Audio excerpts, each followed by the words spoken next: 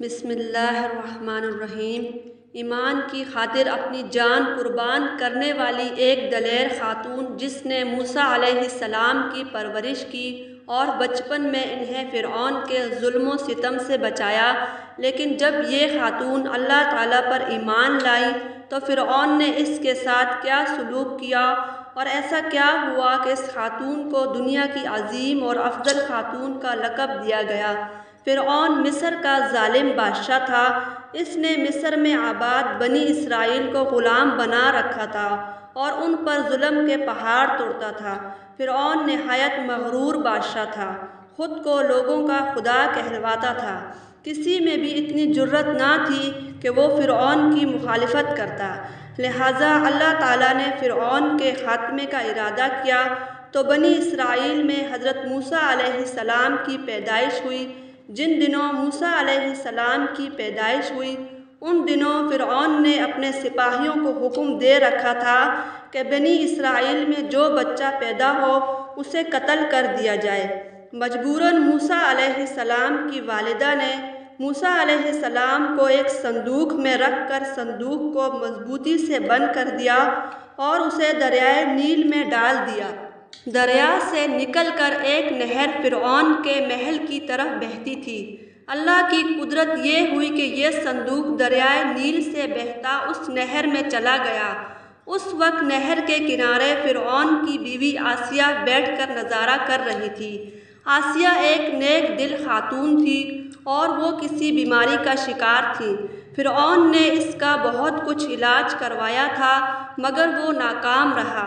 کہتے ہیں کہ نجومیوں نے اسے بتایا تھا کہ اے فرعون، ہم پیشن گوئی کرتے ہیں اس دریا میں سے ایک بچہ تیرے محل میں داخل ہوگا اور اس کے منہ کی رال تمہاری بیوی کے جسم پر ملی جائے گی تو اسے شفا ہو جائے گی۔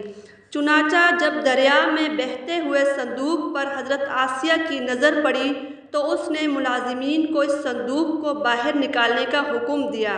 جب اس صندوق کو پانی سے نکالا گیا اور جب کھولا اور ملکہ نے جب اس بچے کو دیکھا تو اسے یوں محسوس ہوا جیسے ایک بجلی چمکی ہو۔ آسیہ کے دل میں اس بچے کی محبت بیٹھ گئی۔ جیسے ہی اس بچے کی رال اس کے ہاتھ پر پڑی تو اسے اس بیماری سے شفا ہو گئی۔ فرعون بے اولاد تھا، لہٰذا اس کی بیوی نے موسیٰ علیہ السلام کو گود لے لیا۔ اس طرح اللہ کی قدرت سے موسیٰ علیہ السلام کی پرورش فرعون کے محل میں ہوئی۔ فرعون کی بیوی ریان بن ولید کی پوتی تھی۔ ریان بن ولید وہی بادشاہ تھا جس کو یوسف علیہ السلام کے دور میں عزیز مصر کہا جاتا تھا اور وہ حضرت یوسف علیہ السلام پر ایمان بھی لایا تھا۔ موسیٰ علیہ السلام کی پرورش فرعون کے محل میں شہزادوں کی طرح ہوئی۔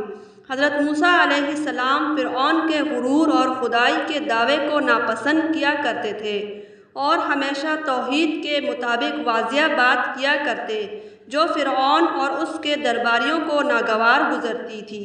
بہت جلد وہ وقت بھی آ گیا جب اللہ تعالیٰ نے موسیٰ علیہ السلام کو نبوت عطا کی اور موسیٰ علیہ السلام فرعون کے دربار میں اسلام کی دعوت لے کر تشریف لائے۔ اس وقت فرعون کے مطالبے پر جادوگروں اور موسیٰ علیہ السلام کے درمیان سحر کا مقابلہ ہوا جس میں حضرت موسیٰ علیہ السلام کی عصا مبارک سانپ میں تبدیل ہو گئی اور جادوگروں پر حق واضح ہو گیا۔ یہ اللہ کے سچے رسول ہیں جنہیں ہماری ہدایت کے لیے بھیجا گیا ہے، جبکہ فرعون اپنی انا اور غرور پر قائم رہا اور موسیٰ علیہ السلام کی دعوت کا انکار کر دیا۔ اسی دربار میں بی بی آسیہ بھی موجود تھی۔ جب آپ نے وہ منظر دیکھا تو ان کے دل میں فوراً حق کا نور چمک اٹھا اور وہ موسیٰ علیہ السلام پر ایمان لے آئیں۔ بی بی آسیہ فرعون مصر کی بیوی اور ملکہ تھی۔ آپ کے پاس مال و دولت کی کثرت تھی، اس کے باوجود آپ غرور اور تکبر کا شکار نہیں تھی، جبکہ ان کا دل غریبوں کے لیے نہایت نرم تھا۔ آپ دل کھول کر ان پر صدقہ خیرات کیا کرتی، اس لیے آپ کو ام المساکین یعنی مسکینوں کی ماں بھی کہا جاتا ہے۔ بی بی آسیہ نے کسی کے سامنے اپنے ایمان کا اظہار نہ کیا۔ وہ چھپ کر اللہ تعالیٰ کی عبادت کیا کرتی اور اللہ سے یہ دعا کرتی، اے اللہ مجھے فرعون سے نجات دے، میں اس کی کفریہ حرکتوں سے بیزار ہوں۔ بی بی آسیہ خفیہ طور پر اللہ تعالیٰ کی عبادت کرتی اور استغفار میں مشغول رہتی، یہاں تک کہ فرعون کو علم ہو گیا آپ کے ایمان لانے کا۔ اس نے ایک روز اپنے درباریوں سے کہا، کیا تم لوگوں کو میری بیوی کی کچھ خبر ہے؟ تم لوگ اس کے متعلق کیا جانتے ہو؟ سب نے بی بی آسیہ کی بڑی تعریفیں کی اور ان کی بھلائیاں بیان کی۔ فرعون نے کہا، کیا تم لوگوں کو نہیں معلوم وہ میرے علاوہ کسی اور کو خدا مانتی ہے؟ لہٰذا فرعون نے بی بی آسیہ کو دربار میں بلایا اور ان سے دریافت کیا، تو کسے اپنا معبود مانتی ہے؟ حضرت آسیہ نے جواب دیا، میں موسیٰ کے رب پر ایمان رکھتی ہوں جو تیرا، میرا اور ہم سب کا خدا ہے۔ فرعون اس جواب پر غضبناک ہو گیا اور بہت جلد اس بات کی پورے شہر میں شہرت ہو گئی کہ فرعون کی بیوی نے فرعونی طور طریقے کو ٹھکرا کر دین موسیٰ قبول کر لیا ہے۔ پہلے فرعون نے سمجھایا، پھر بہت ڈرایا اور دھمکا کر کہا کہ موسیٰ کے دین کو چھوڑ دے۔ جب فرعون نے دیکھا کہ وہ کسی طرح سے بھی پیچھے نہیں ہٹ رہی اپنے دین سے، تو اس نے اپنے سپاہیوں کو حکم دیا کہ بی بی آسیہ کو تپتے ہوئے ریگستان میں دھوپ میں لٹا دو۔ لہٰذا حضرت آسیہ کو تپتے ریگستان میں لٹا دیا گیا۔ فرعون وہاں کا دورہ کرتا رہا اور کہتا، اب تو باز آ جا، اگر تو نے میری بات مان لی تو محل کی آرام اور آرائش والی زندگی تیری منتظر ہے۔ مگر آسیہ پر اس کا کوئی اثر نہ ہوا۔ آپ کو جنت کے محلوں پر ایمان تھا جو اللہ نے انہیں عطا کرنے کا وعدہ کیا تھا۔ جب فرعون نے حضرت آسیہ کی ثابت قدمی کو دیکھا تو اس نے آپ کو شہید کرنے کا فیصلہ کر لیا۔ فرعون نے اپنے سپاہیوں کو حکم دیا کہ بڑی سے بڑی چٹان کہیں سے اٹھا لاؤ اور آسیہ کو لٹاؤ اور وہ چٹان اس پر گرا دو۔ لہٰذا جب وہ لوگ چٹان لائے، حضرت آسیہ کو لٹایا گیا تو بی بی آسیہ نے آسمان کی طرف نگاہ اٹھائی تو پروردگار عالم نے حجاب ہٹا دیے، جنت کو اور وہاں جو محل ان کے لیے بنائے گئے وہ دکھائے۔ جب حضرت آسیہ پر چٹان گرائی جانے لگی تو وہ آسمان کو دیکھ کر مسکرا رہی تھی۔ فرعون نے تعجب سے دیکھا اور کہا کہ تم کیوں مسکرا رہی ہو؟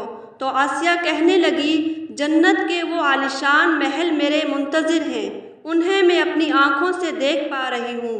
تب ان پر چٹان گرا دی گئی اور ان کی روح پرواز کر گئی۔ پیارے نبی صلی اللہ علیہ وسلم نے فرمایا، مردوں میں سے تو بہت سے مرد درجۂ کمال تک پہنچے، لیکن عورتوں میں سے سوائے فرعون کی بیوی آسیہ اور عیسیٰ علیہ السلام کی والدہ مریم کے علاوہ کوئی عورت درجۂ کمال تک نہیں پہنچی۔ اس طرح ایک اور روایت میں آتا ہے کہ آپ صلی اللہ علیہ وسلم نے فرمایا، جنتی عورتوں میں سے سب سے افضل خاتون حضرت خدیجہ، بی بی فاطمہ، مریم بنت عمران اور فرعون کی بیوی آسیہ ہیں۔ یہ چار خاتون کائنات کی سب سے افضل خاتون ہیں۔ اور ایک روایات میں آتا ہے کہ بی بی آسیہ کا جنت میں نکاح پیارے نبی صلی اللہ علیہ وسلم سے ہوگا۔ پیارے نبی صلی اللہ علیہ وسلم نے فرمایا، جنت میں میرا نکاح مریم بنت عمران، موسیٰ کی بہن کلثوم اور فرعون کی بیوی آسیہ کے ساتھ ہوگا۔ بی بی آسیہ نے ہر عیش و آرام کو ٹھکرا کر اللہ تعالیٰ پر ایمان لائی اور اتنی تکلیفیں اٹھانے کے باوجود ثابت قدم رہی اور اپنا دین نہیں چھوڑا۔ سبحان اللہ۔ امید کرتی ہوں آپ کو آج کا واقعہ پسند آیا ہوگا۔ ہمارے چینل کو سبسکرائب کریں، ویڈیو کو لائک شیئر ضرور کریں۔